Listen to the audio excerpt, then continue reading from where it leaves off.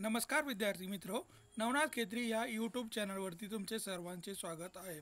आज आपण ह्या व्हिडिओमध्ये बघणार आहोत पोलीस भरती सामान्य ज्ञान टेस्ट सिरीज बघणार आहोत। या व्हिडिओमध्ये चालू घडामोडीवर आधारित आपण प्रश्न घेतलेले आहेत। मित्रहो, अशाच नवनवीन व्हिडिओसाठी नवनाथ खेत्री या यूट्यूब चॅनलला सबस्क्राइब करा, लाईक करा, शेअर करा आणि कमेंट करायला विसरू नका। चला तर पहा, व्हिडिओला सुरुवात करू। चला पहा, पहिला प्रश्न बघा।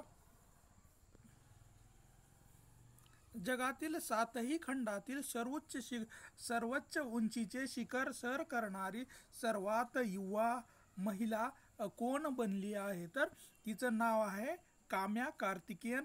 ही महिला सर्वात उंच शिखर सर करणारी युवा महिला ठरली आहे। तिचं वय आहे 17 वर्ष आणि ती भारत या देशाची महिला आहे।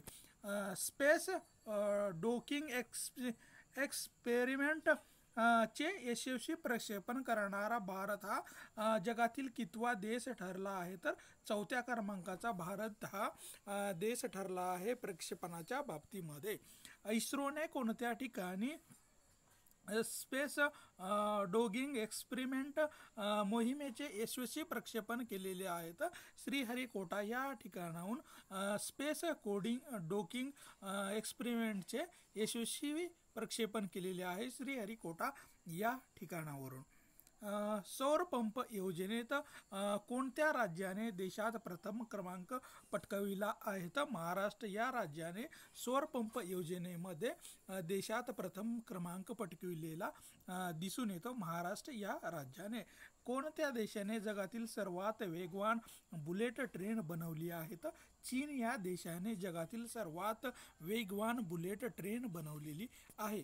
चीनने जगातील सर्वात वेगवान बुलेट ट्रेन बनवली असून तिचे नामकरण काय करण्यात आलेले आहे? तर CR 450 हे या बुलेट ट्रेनचं नाव ठेवण्यात आलेलं आहे। CR 450 हे नामकरण करण्यात आलेलं आहे। जिमी कार्टर यांचे नुकतेच निधन झाले आहे। ते कोणत्या देशाचे माजी राष्ट्राध्यक्ष होते? तर अमेरिका या देशाचे जिमी कार्टर हे माजी राष्ट्राध्यक्ष होते आणि त्यांचेच नुकतेच निधन झालेले आपल्याला दिसून येते जिमी कार्टर यांचे। अखिल भारतीय तंत्र शिक्षण परिषदेचे म्हणजे AICTE कोणते वर्ष कृत्रिम बुद्धिमत्ता वर्ष म्हणून जाहीर करण्यात आलेले आहे? तर 2025 हे वर्ष AICTEने कृत्रिम बुद्धिमत्ता वर्ष म्हणून घोषित केलेले आहे। 2025 हे वर्ष। 53वी सीनियर राष्ट्रीय फुटबॉल हँडबॉल चॅम्पियनशिप 2024 चे विजेतेपद कोणी पटकावले आहे? तर केरळ या राज्याने 53वी सीनियर राष्ट्रीय पुरुष हँडबॉल चॅम्पियनशिप चे पदक पटकाविलेले आहे केरळ या राज्याने। यानंतरचा प्रश्न आहे ADR संस्थेच्या अहवालानुसार देशात कोणत्या मुख्यमंत्र्याकडे सर्वात कमी मालमत्ता आहे? तर ममता बॅनर्जी यांच्याकडे देशातील सर्वात कमी मालमत्ता असलेल्या मुख्यमंत्री म्हणून बघितल्या जातं ममता बॅनर्जी यांच्याकडे। कोणत्या भारतीय क्रिकेटपटूला ICC player of the year 2024 साठी नामांकित करण्यात आलेलं आहे? तर जसप्रीत बुमराह याला 2024च्या ICC player of the year पुरस्कारासाठी नामांकित करण्यात आलेला आहे जसप्रीत बुमराह याला। King of the international badminton open 2024 मध्ये लक्ष्य सेनने कोणते पदक पटकाविले आहे किंवा जिंकले आहे? तर कांस्य पदक हे लक्ष्य सेन यांनी जिंकलेला आहे।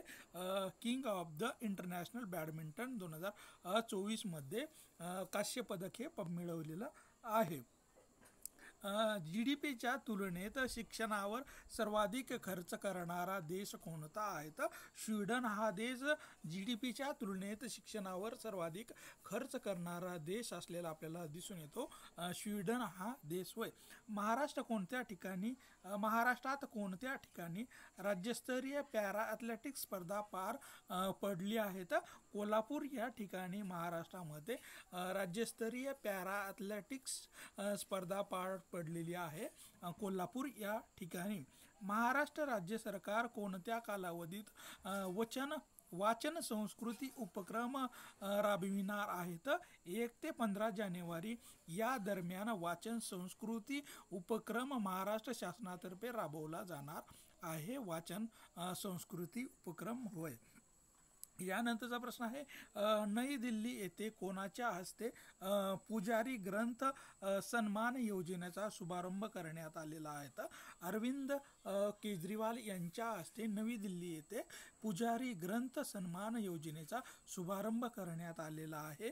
अरविंद केजरीवाल यांच्या हस्ते.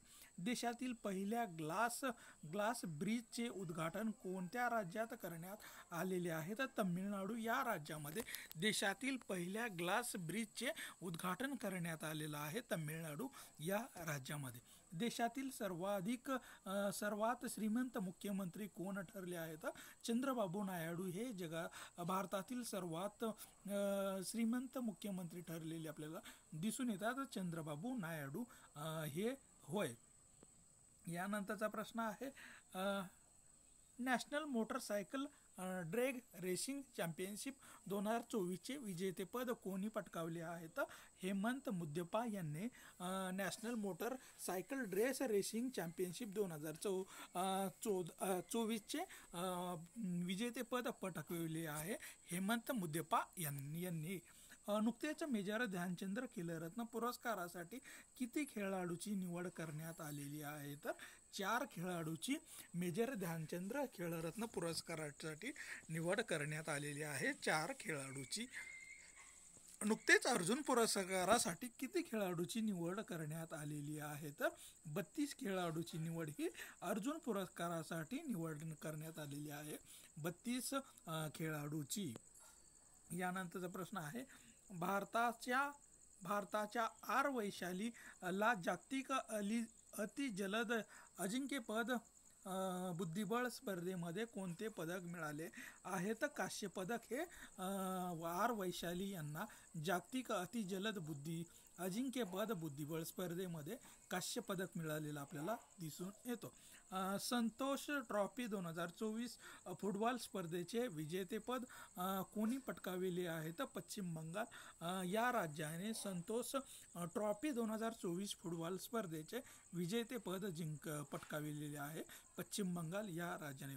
वाव थराद नावाचा नवीन जिल्हा कोणत्या राज्यात तयार होणार आहे? तर गुजरात या राज्यामध्ये वाव थरार नावाचा नवीन जिल्हा निर्माण होणार आहे गुजरात या राज्यामध्ये. UIDच्या नवीन मुख्य कार्यकारी अधिकारीपदी कोणाची नियुक्ती करण्यात आलेली आहे? तर भुवनेश कुमार याची UIDच्या नवीन मुख्य कार्यकारी अधिकारीपदी निवड करण्यात आलेली आहे. भुवनेश कुमार यांची करण्यात आलेली आहे.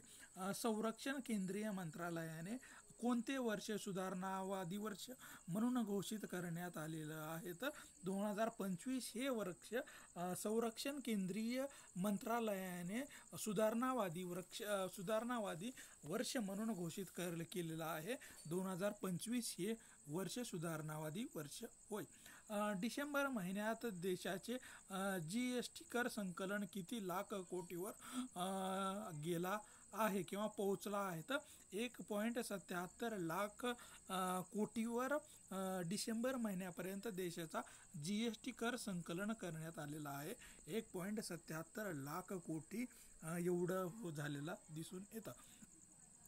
दरवर्षी महाराष्ट्र पोलिसांचा स्थापना दिवस साजरा करण्यात येतो. तर 2 जानेवारी हा दरवर्षी महाराष्ट्र पोलीस स्थापना दिवस म्हणून साजरा करण्यात येतो. 2 जानेवारी हा दिवस होय.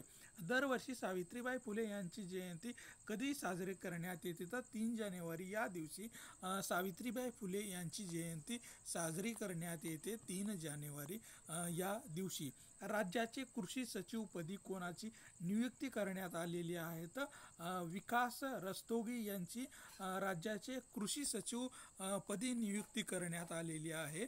विकास रस्तोगी यांची करण्यात आलेली आहे. 15 जानेवारी 2025 रोजी कोणती युद्धनौका भारतीय नौदलात दाखल होणार आहे? तर नीलगिरी ही जी काही नौका युद्ध नौका आहे ही भारतीय नौदलामध्ये दाखल होणार आहे। नीलगिरी ही नौका होय।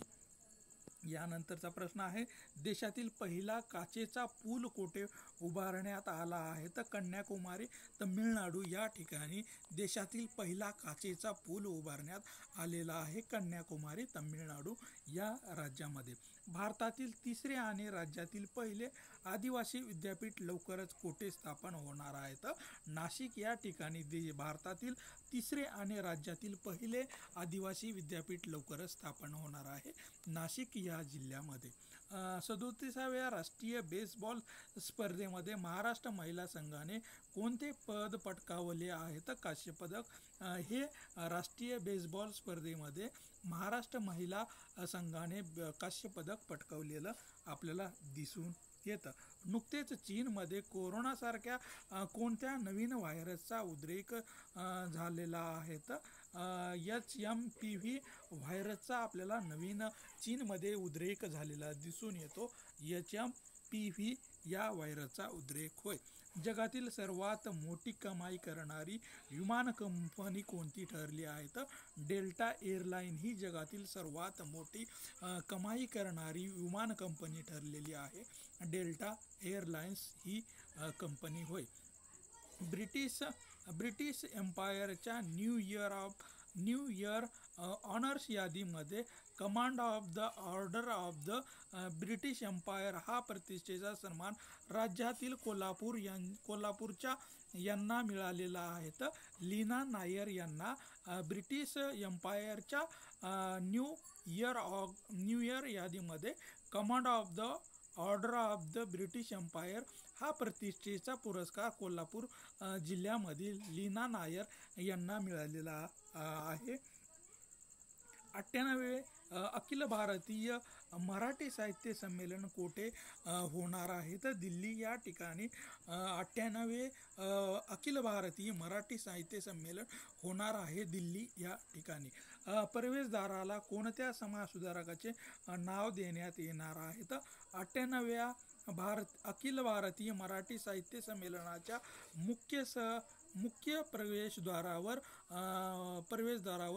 कोणत्या समाजसुधारकाचे नाव देण्यात येणार आहे? तर विनायक दामोदर सावरकर यांचे मुख्य प्रवेशद्वाराला नाव देण्यात येणार असल्याचे आपल्याला दिसून येते। नुकतेच कोणी अपंग कल्याण अभियानाच्या अध्यक्षपदाचा राजीनामा दिलेला आहे? तर बच्चू कडू यांनी अपंग कल्याण अभियानाच्या अध्यक्षपदाचा राजीनामा दिलेला आपल्याला दिसून येतो, बच्चू कडू यांनी दिलेला आहे। देशात थेट विदेशी गुंतवणुकीत अव्वल ठरलेले राज्य कोणतं आहे? तर महाराष्ट्र हे राज्य देशात थेट विदेशी गुंतवणूक करणारे अव्वल राज्य ठरलेलं आपल्याला दिसून येतं, महाराष्ट्र हे राज्य होय। भारतातील पहिला कोस्ट लाईन वेड्स पक्षी गणना कोठे होणार आहे? तर गुजरात या ठिकाणी भारतातील पहिली कोस्ट लाईन वेडर्स पक्षी गणना होणार आहे, गुजरात या ठिकाणी। 18वा प्रवासी भारतीय दिवस संमेलन कधी साजरा करण्यात येणार आहे? तर 8 ते 10 जानेवारी या दरम्यान 18वा प्रवासी भारतीय दिवस संमेलन साजरा करण्यात येणार आहे, 8 ते 10 जानेवारी या दरम्यान। ग्रामीण भारत महोत्सव 2025 कधी साजरा करण्यात येणार आहे? तर 4 ते 9 जानेवारी 2025 या दरम्यानमध्ये ग्रामीण भारत महोत्सव 2025 साजरा करण्यात येणार आहे, 4 ते 9 जानेवारी 2025 या दरम्यान करण्यात येणार आहे। डॉक्टर राजगोपाल चिदंबरम यांचे नुकतेच निधन झाले आहे, ते कोण होते? तर अणुशास्त्रज्ञ म्हणून राजगोपाल चिदंबरम हे असलेले आपल्याला दिसून येतात। हे डॉक्टर राजगोपाल चिदंबरम हे अणुशास्त्रज्ञ म्हणून त्यांना काम केलेलं आपल्याला दिसून येतं। कोणते वर्ष आतापर्यंतच्या इतिहासातील सर्वात उष्ण वर्ष ठरले आहे? तर 2024 हे वर्ष आतापर्यंतच्या इतिहासातील सर्वात उष्ण वर्ष ठरलेलं आपल्याला दिसून येतं, 2024 हे वर्ष होय। भारताचे भांडवली मूल्य 5 ट्रिलियन डॉलरपेक्षा अधिक असून भारत जगातील कितवा मोठा बाजारपेठ असणारा देश ठरला आहे. तर 4थ्या क्रमांकाची मोठी बाजारपेठ असलेला भारत हा जगातील 4थ्या क्रमांकाचा देश ठरलेला आपल्याला दिसून येतं. HMPV व्हायरसच्या भारतात पहिला रुग्ण कोठे आढळून आला? तर बेंगलुरू कर्नाटक या ठिकाणी HMPV या व्हायरसचा पहिला रुग्ण आपल्याला बेंगळुरू या कर्नाटक या ठिकाणी आपल्याला आढळून आलेला दिसून येतो. यंदाची बॉर्डर गावस्कर चषक स्पर्धा कोणत्या देशाने जिंकलेली आहे? तर ऑस्ट्रेलिया या देशाने बॉर्डर गावस्कर चषक स्पर्धा जिंकलेली आपल्याला दिसून येते. ऑस्ट्रेलिया या देशाने. जगातील सर्वात वयोवृद्ध गिनीज वर्ल्ड रेकॉर्डनुसार महिला तोमिको इतुका यांचे निधन झाले आहे. त्यांचे वय किती होते? तर 116 वर्षाच्या त्या होत्या. तोमिको इतुका यांचे 116व्या वर्षी निधन झालेलं आपल्याला दिसून येतो. त्यांचं जागतिक गिनीज बुक ऑफ वर्ल्ड मध्ये रेकॉर्ड असलेलं आपल्याला या महिलांचं दिसून येतं. भारताचे पोलंडमधील पुढील राजदूत म्हणून कोणाची नियुक्ती करण्यात आलेली आहे? तर जयंत एन खोब्रागडे यांची पोलंडमधील राजदूत म्हणून नियुक्ती करण्यात आलेली आहे.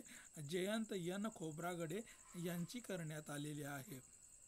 यानंतरचा प्रश्न आहे, भारत देश जागतिक पातळीवरचा कितवा सर्वाधिक स्टार्टअप प्रतिसंस्था असलेला देश ठरला आहे? तर 3ऱ्या क्रमांकाचा सर्वाधिक स्टार्टअप परिसंस्था असलेला देश ठरला आहे. 3ऱ्या क्रमांकाचा होय.